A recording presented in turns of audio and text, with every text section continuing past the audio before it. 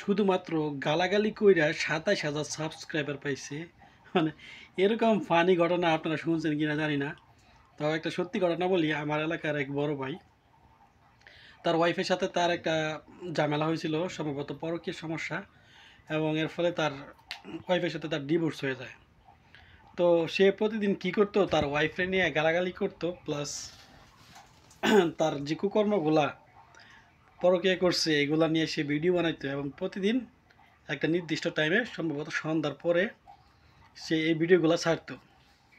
তো প্রথম দিকে অনেক মানুষ এগুলো দেখতো, কমেন্ট করতো, উল্টাপাল্টা হাসাহাসি করতো, কিন্তু সে কিন্তু প্রতিদিনই ভিডিও বানাইতো। তো লাস্ট 2 বছর আগে আমি যখন তার চ্যানেল দেখছিলাম, তখন দেখছি যে 12,000 সাবস্ক্রাইবার আছে।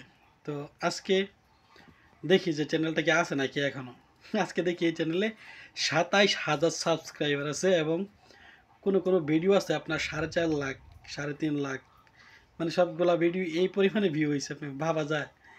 তো আসলে এটাই হচ্ছে কনসিস্টেন্সি বা নিরবিচ্ছিন্নতার রেজাল্ট। আপনি যে কোনো কাজ একটা টাইম টু টাইম এবং প্রতিদিন নিয়মিত করলে সেটা যে কোনো কাজ, এটার একটা বিগ রেজাল্ট আপনি দেখতে পাবেন, যেটা আপনি নর্মালি 1 দিন 2 দিন করলে কিন্তু আপনার চোখে মানুষের পড়ে না।